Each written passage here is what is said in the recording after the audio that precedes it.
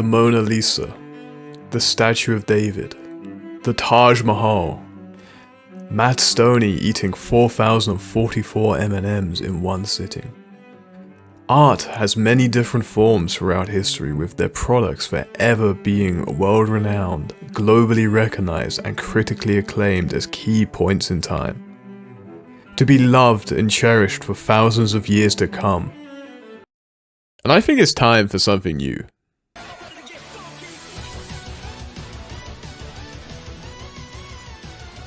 Yeah, that's right. I genuinely believe that Pizza Tower is a modern day masterpiece in gaming. Now hear me out. I know from the outside, it looks just like some shitty browser game that you would play on coolmathgames.com in middle school, compared to some of the AAA titles you're used to seeing nowadays with ray tracing and high definition and all that shit. You know, 5-hour-long cutscenes of Gerald from Witcher with his bare ass showing goatsy. But I'm telling you it's something special, and I felt it was my due diligence, you know, my modern right as a 5-star citizen of society to show you people how good this game really is, and maybe convince some of you to give it a go too, because it deserves the attention and praise. And you know, while I was writing the script for this game, I was doing a lot of contemplating about what makes Pizza Tower so good. How would I describe the game? And it hit me. A lasagna. This game is exactly like a lasagna. Several layers of pure delicious goodness, all stacked up. You know, you got the meat, the cheese, the pasta, the onions, the tomato sauce, the garlic, maybe? I don't know, maybe you get a bit fancy. Oregano? What else even goes into a lasagna? Bell pepper, garlic, tomato sauce, tomato paste, crushed tomato. But why does it need 3 types of tomato? Okay, whatever, I'm not a chef. Basically what I'm trying to say is this game's several layers of pure goodness all stacked on top of each other, just like a lasagna. So for this game we're going to break it up to 7 layers. And by the end of it we're going to have a tasty lasagna that's so good, so al dente, so mwah, that even your grandmother will be proud of it.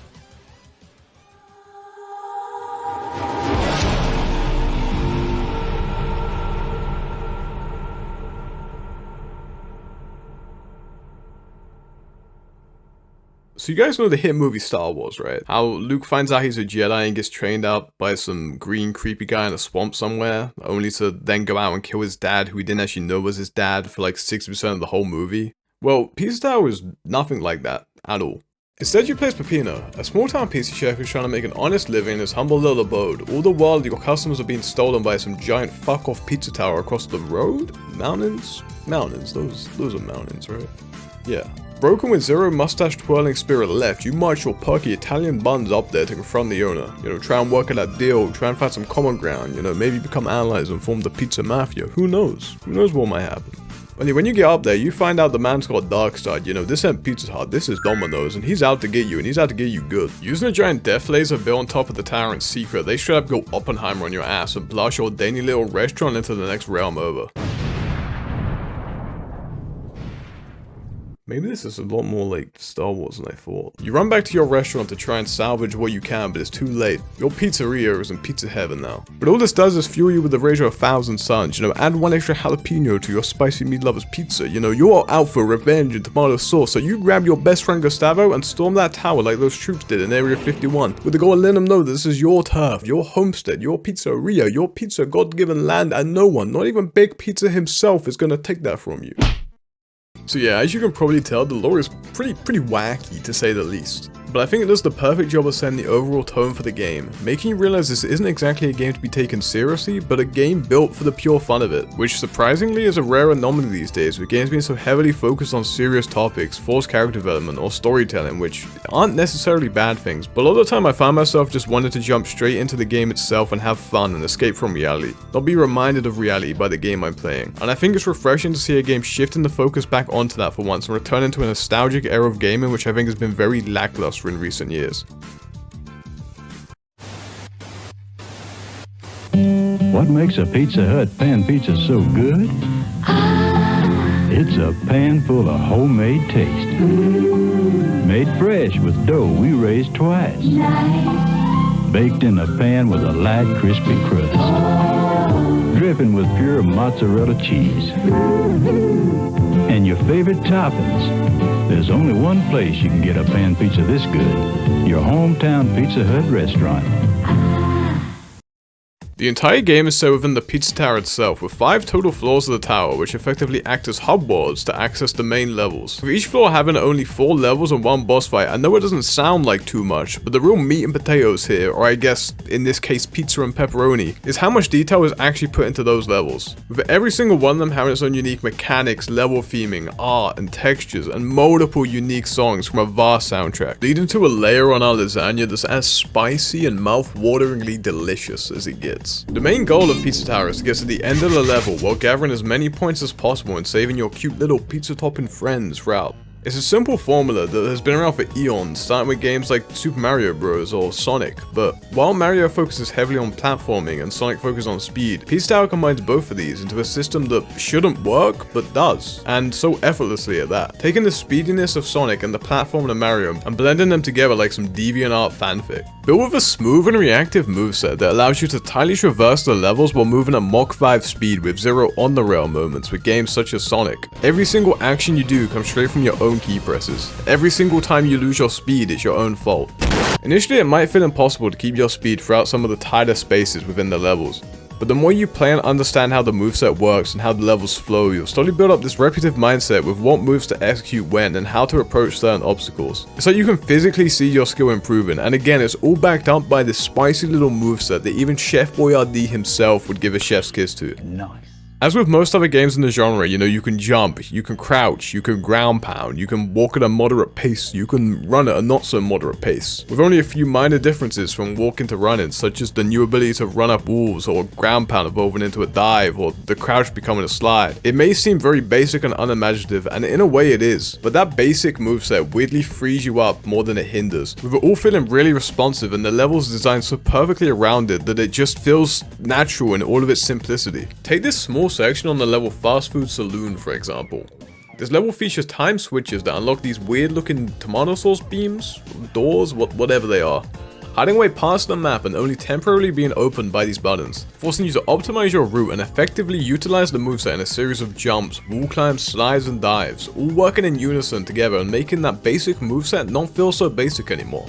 And for the cherry on top, there's these grabs and uppercut attacks you can also do, which add a whole other layer to the movement in this game. With the grab functioning as a quick burst of movement speed that allows you to slide or jump further, or the uppercut giving you a slightly higher jump height to reach harder to reach areas or pickups. And not to mention, both of them can be used to cancel out your speed to help you traverse these tighter areas more easily and stop yourself from crashing into walls where the dive wouldn't work. The best way I can describe it is a simple moveset without limits. A simple moveset that doesn't lock you into lengthy animations. A simple moveset that doesn't feel so simple with how perfectly it's designed and how the levels expertly accommodate it. Just please leave. I don't even want to look at you.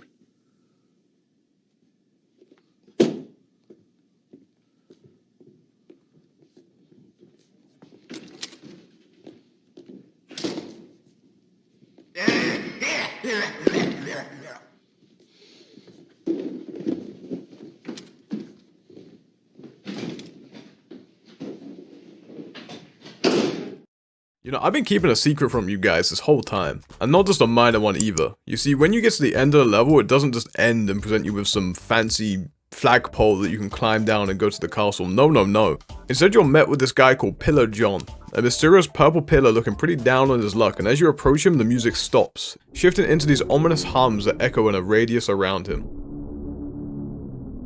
Treating him as any other enemy of the pizza state, you send a knuckle sandwich straight into that purple face of his, teaching that bad boy a lesson straight out of Rocky 2. A countdown rises from the bottom of the screen with the only direction you can really go being back, so that's what you do. Charging back the exact way you came with more and more enemies spawning, new paths opening or previous existing ones altering as the timer ticks lower and lower before finally making it back to the main entrance, only with it now acting as the true exit and ending of the level.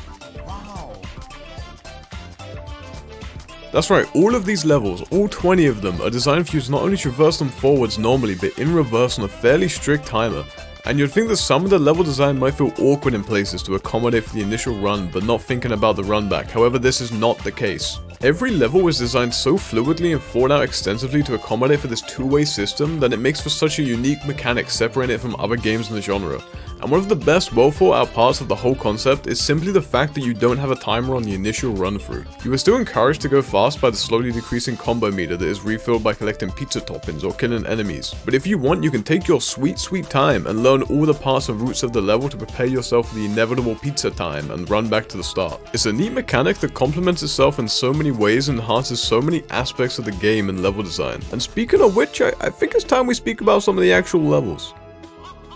Every level in this game is designed with one thing and one thing only in mind.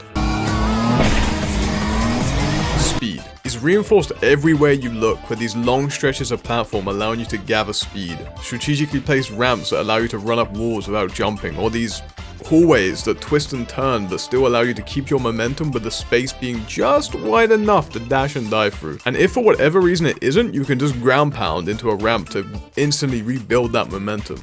The concept of speed is built into the actual mechanics too, with these metal blocks that can only be broken by charging into them as fast as possible, or these Mario Kart-like speed ramps that instantly bring you to Mach 5 speed, with it all being reinforced by how the enemies themselves function. There's several enemies you'll meet throughout playing Pizza Tower, some unique to specific levels like these weird flying fish which are only seen on the map Blood Source Dungeon, and some you'll see on every level possible, but they all have something in common.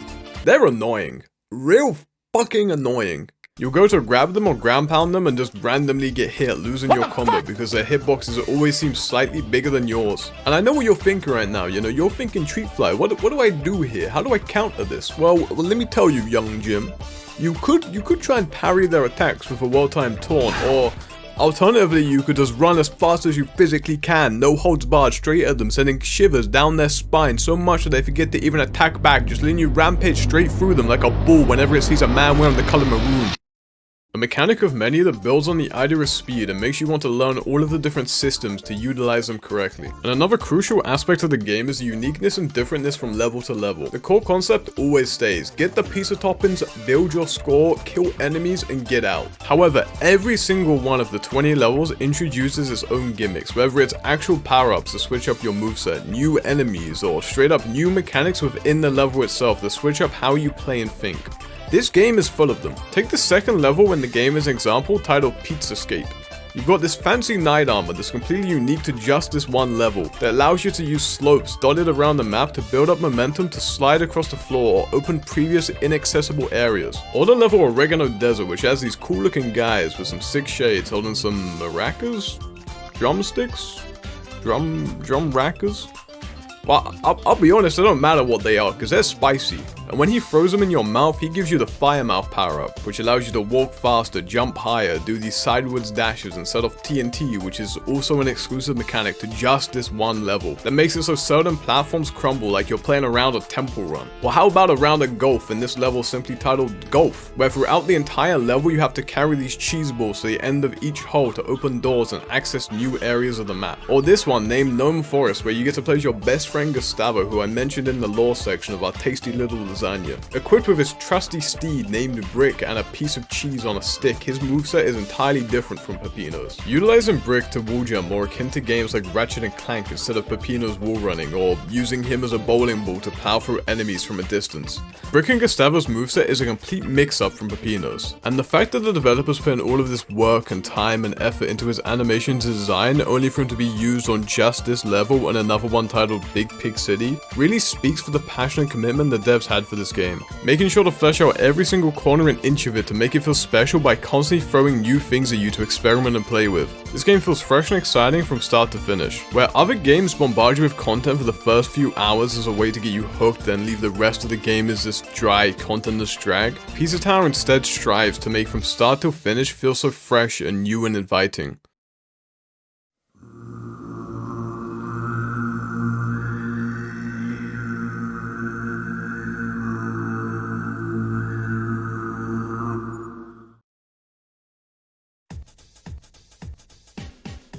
I think it's time we touch on some of the secrets this game has. Each level has 3 total secrets which are located by finding these giant weird ass floating eyes and slip sliding right on in them. The goal once inside is to locate one of the several aptly named Pizzasonas, which are original characters developed by the Patreon backers when the game was first announced. And upon finding them, you get rewarded with some sweet points and the exit typically placed just ahead. But what makes these secrets so good in my opinion isn't just because they exist or have a funny looking pizza duck you sometimes get as the Pizzasona. No. It's the theming. A common occurrence throughout the entire game is the attention to fine details and theming, and the secrets are no different. The majority of the secrets and the levels inside of them are all themed so directly and meticulously to how you actually find the entrance initially. Let me use the level Crust Grove as an example for what I mean. The level consists of 3 main sections with a unique secret for each of the said sections, with the first section you'll see being the beautiful pink beaches of Crust Grove featuring calm, docile waters, a beautiful little tiki bar where you can watch the sunset, and some cool pineapple friends to keep you company as you relax and waste away the day.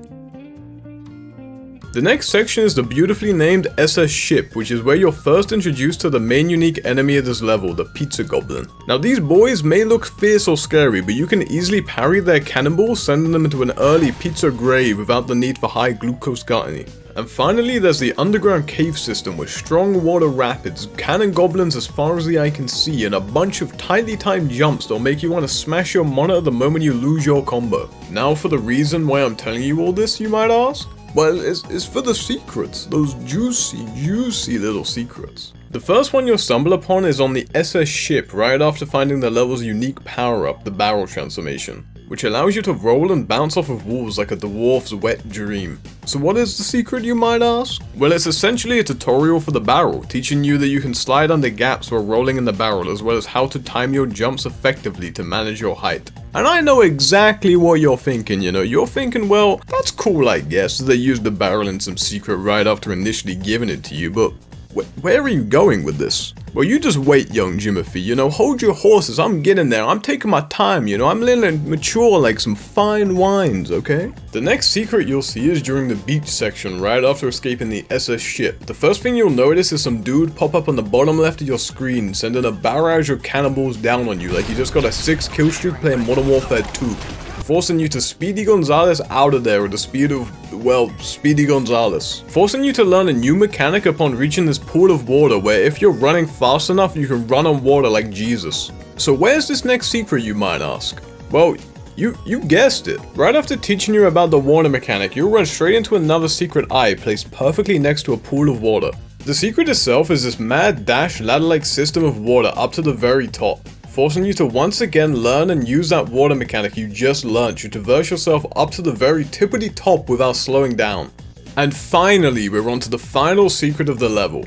This one located deep within the caves after being thrown around by some water rapids like it's slip and slide Saturdays, fighting with some cheesy boys and then being thrown around by even more rapids like it's slip and slide Sundays, and then fighting even more goblins. You'll finally run into this weird robot looking guy standing next to this giant stupid rat. And using your Giga Brain and a little bit of dumb trial and error, you decipher that the robot goblins are immune to all damage, but you can parry the cannonballs back into the stupid little rat, revealing the final secret just behind him. So what's it gonna be this time, huh? A random parkour course maybe, or some weird speedrun track?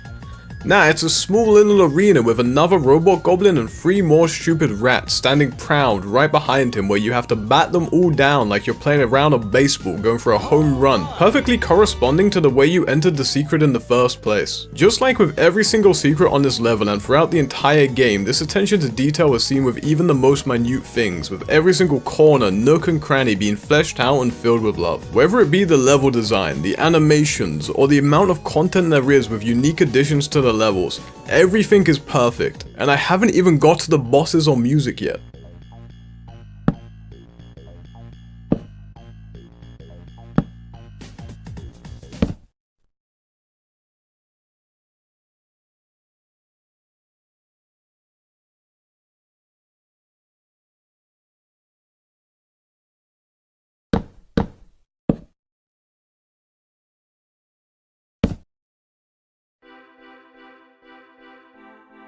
The art and animation in this game is like if SpongeBob woke up, took LSD, went to work a shift at the Krusty Krab, and had the worst trip of a lifetime in the best way possible. Bordering on comically insane, no entry of this game's art style is ordinary. The piano himself is like an emotional rollercoaster with only loops, after the 5th or 6th loop you're gonna start to forget which way up even is. Constantly jumping between the purest forms of hatred and anger to sadness and fear, and then the next minute he's randomly breaking it down on the dance floor to the Macarena. This man goes through more emotion in a minute than me playing a ranked game of League of Legends.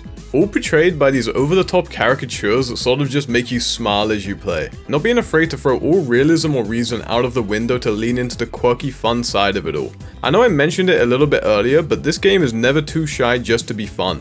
A lot of games have this normality when developing their art style where the characters and atmosphere have to be a certain way, restricting their creativity in favor of formality within their design, which isn't necessarily a bad thing. Having structure is obviously very good when developing any project, but at the same time, Pizza Tower's style just feels like if you sat a middle schooler in a room, gave them some paper and a pencil and just said go nuts. Unlocked from all restraint and formality, just drawing whatever comes to mind and letting the creativity flow. And in Pizza Tower's case, leading to this final product that is so full of character and emotion that the quirky, over-the-top style really resonates with you as you play. There's some things that will hit you straight away, such as the enemy animations and appearance kinda giving them their own personality in a way displayed via the quirky animations. Or this giant television screen in the top right acting as a 24/7 live feed of Peppino's emotions, constantly swapping between anger, sadness, fear, and the purest forms of hatred like some TV soap opera. And then there's a lot of smaller details too, such as some enemies will taunt and dance with you when you do the same, or how Peppino's slide and crouch animations will change depending on how you initiate them. And I haven't even mentioned the levels yet. All of them, absolutely all of them, all have their own unique styling and textures. Whether it's the ground you walk on, the background, the door frames, or whatever it is, it's all specifically made just for that one level. I mean, hell, I decided to take the most normal, mundane, boring thing I could think of, which is grass, and use it as a comparison to see if I could find any reused textures. And in total, there are 6 places I found grass. 4 in the actual levels and 2 in the hub, and guess what? None of it is reused. They didn't even reuse the fucking grass. I mean, who's gonna even notice or care if they did? No one. But the devs were like, damn, I really love grass. So much so I'm gonna spend time making 6 separate tileable textures. I mean, come on. It constantly ceases to surprise me how much attention to detail and love has gone into the smallest, minute things. Leading to another very satisfying, albeit small, tasty little layer on our lasagna. Giving you the sense that they did something real chefy with this specific layer, you know, maybe adding a bit of extra filling or prepared the pasta a certain way, who knows, you can't quite put your finger on it, but you just know it tastes good and that's all that matters.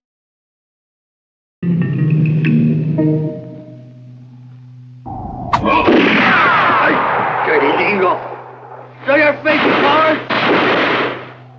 Put it on, we gotta get going.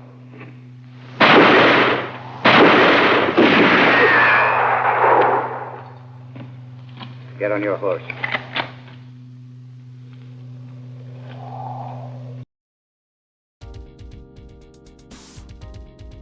Like I said earlier, there are 5 total bosses in the game with a unique boss at the end of each floor in the pizza tower. And let me just tell you, you know when you're eating a plate of deliciously tasty spaghetti and meatballs and you space out those meatballs over the course of your eating session because you don't want to be left with just spaghetti and no meatballs, like some meatballless man, and some of those meatballs might have a bit too much sauce on them or not enough sauce or too much cheese or be too small. But one of those meatballs, just one of them looks like the perfect meatball with perfect sauce levels, perfect cheese dusting, and the perfect juicy size to fit in your meatball shaped hole, i.e. your mouth, so you skirt that meatball to the side of your plate to eat last as your tasty meaty little reward for after you finished everything else. Well, imagine the experience of eating that tasty juicy little meatball 5 times over, and then you'll understand what the bosses are like in this game, with each one of them being this tasty little treat to wrap up the floor before taking the elevator up to the next set of levels, and with each one of them having so much flavor and character in their animations and moveset that you'll feel like you just ate 10 of those perfect little meatballs before the fight is even over. For this section, I've decided to purposefully only show the first 2 bosses, just in case for whatever reason you, the person watching this, haven't played Pizza Tower and want to experience it firsthand for yourself. But the 2 I am showing are the Pepperman and the Vigilante. Pepperman is kind of your tutorial boss with mechanics that are easy to understand and pick up on.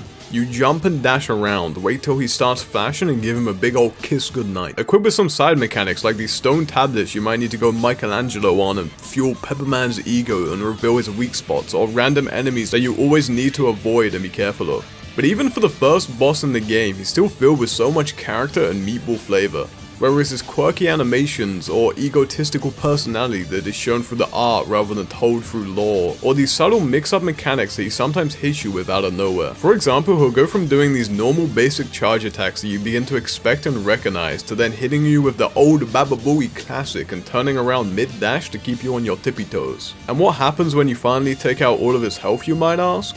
Well, like every other good boss, he's got a phase 2, of course. The paintings in the background start to laugh and grin, his health regens to full, and his moveset repeats in the exact same order you just learned, only now faster and more chaotic, this time with random statues falling on your head constantly during the fight. All the while, the music continues to ramp up and add to the hype and excitement of defeating him, before finally, after defeating him for the second time, you watch as he turns into this baby little Pepper, dodging and weaving while you frantically chase him down to end the fight. It's just the perfect fight from start to finish, and all of his moves, whether it's the charge attack or this Mario style ground pound or this mix up ground pound somersault pure flex move, they're all the exact same order each time you fight him, allowing you to get into this rhythm of learning when he's going to do which attack and how to play around them. Learning from your mistakes and making none of it feel annoyingly tedious or super unpredictable, even if he catches you off guard now and then. You can recognize exactly what you did wrong and play against it the next time you fight him, and I think that's something else to talk about when it comes to these bosses too compared to other games. Pizza Tower certainly isn't the first to do this and won't be the last, but having all of the boss's attacks come out in the exact same order, regardless of if it's your first time fighting him or your 1000th, adds such a neat layer of gameplay to these fights instead of having all of the attacks come out at random, catching you off guard with some stupid attack that was unpredictable or you were just in the wrong place anticipating something else. And as for the Vigilante, he's a whole different type of perfect meatball, you know, maybe one that's a little spicier, maybe you put a little bit more chili powder in that sauce, you know, getting a little wild, getting a little crazy out here.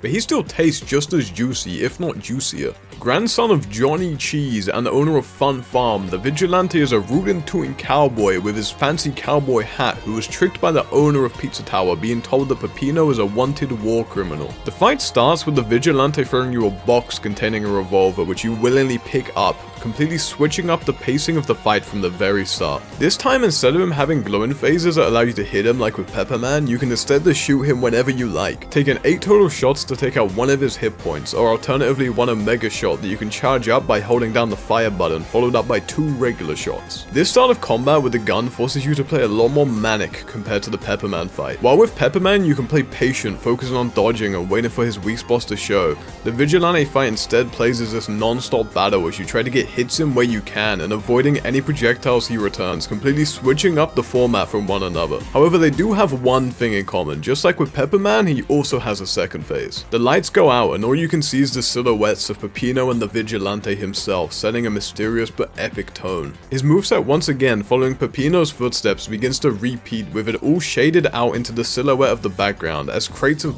giant bouncing cows begin to rain in from the heavens, because why not? The fight is crazy and a complete mix-up from how Pepper Man's works while still keeping the core sequences there as you first learnt it. Progressive attacks that slowly change and evolve as you do more damage to him. 2 phases, with the last one becoming more crazy and manic, and non-stop flavor fitting the theme of the boss. And to wrap it all up and tie in the western theme perfectly, the fight ends with a duel at high noon, where you have to time your shot correctly to blast that boy straight into the 5th dimension.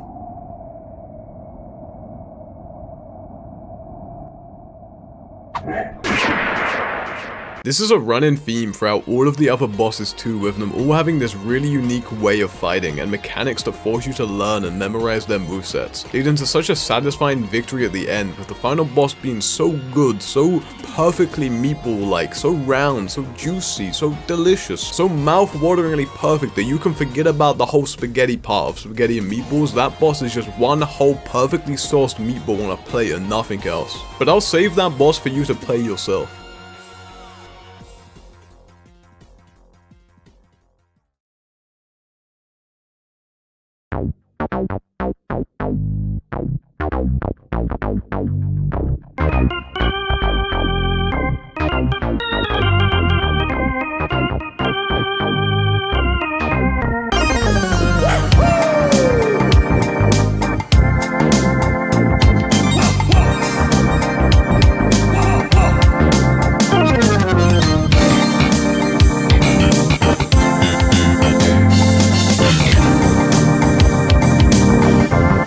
Pizza.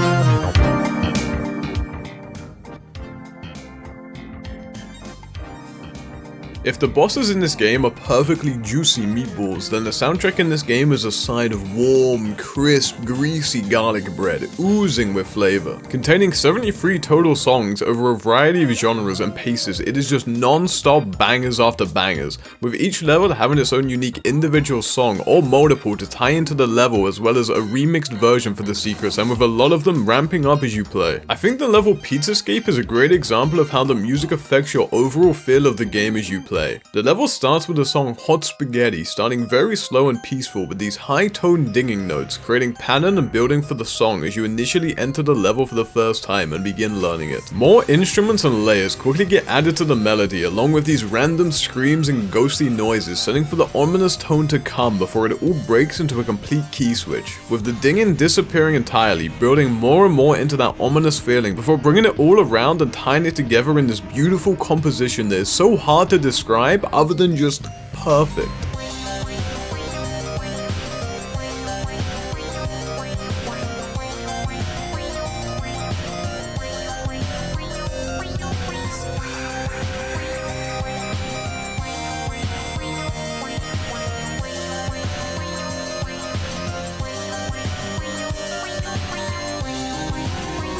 But that's not only it.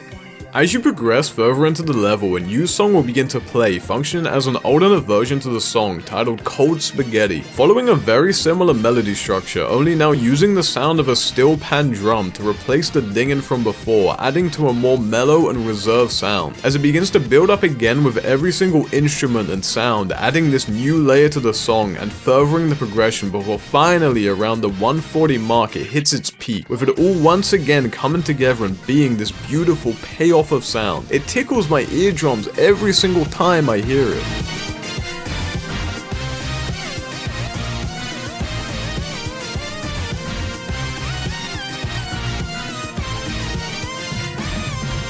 Or the level Wasteland with the song Tombstone, Arizona. The level, as you can probably expect, is a wasteland of dirt, bones, dead bodies, and a lot of grey muted colors. And the song once again perfectly resonates with that, with more ominous tones, pipe organs bellowing throughout the entire song, ramping into this crazy guitar solo that ties the whole thing together.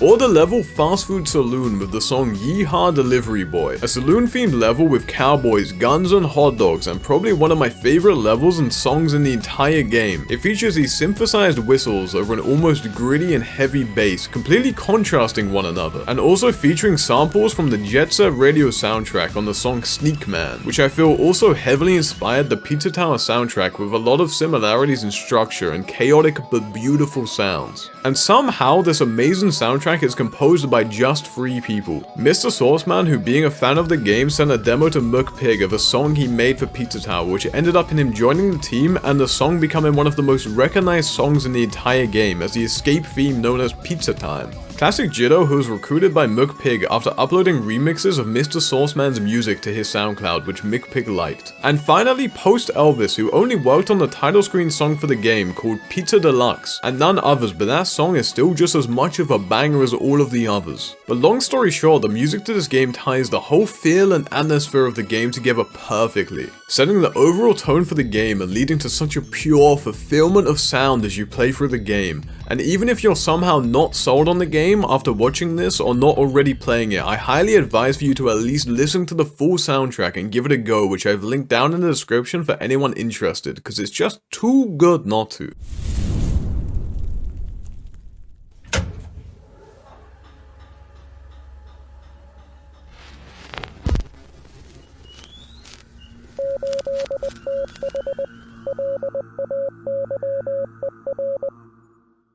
In a world where AAA companies are too focused on high-budget animations, hour-long cutscenes, and hiring celebrities in hopes of improving sales, Pizza Tower and indie games as a whole stand tall, becoming more and more popular as fresh alternatives in the gaming space, displaying innovative ideas, unique styles, and focus on the pure fun of gaming pushed by the developer's own passion for their project. Pizza Tower is a great example of a game done right, with the attention to detail and commitment to making every inch of this game feel special and unique. Whether it's the lore, gameplay, level design, secrets, art style, bosses, or music, Pizza Tower has it all and doesn't skimp on any of it, making sure to flesh out each and every corner to make a product the devs can be proud of and the fans can enjoy. And I hope in the future AAA studios begin to notice all the attention and praise these kind of games get and start taking more risks in their titles instead of printing the same game over and over and over again. Now that's what I call a tasty lasagna. I've been working on this video on and off for literally over a year now, so I appreciate and thank each and every one of you who decided to click on this video. It's the first video project I've ever sunk time into, and I enjoyed the experience a lot, so be sure to like and subscribe and give me any feedback, good or bad, because I already have several other video ideas I want to work on, so all feedback is appreciated. I also stream live on Twitch every week, and you can catch me on Discord and Twitter, linked in the description if you're into that kind of thing. And as always, see you on the next one, gamers.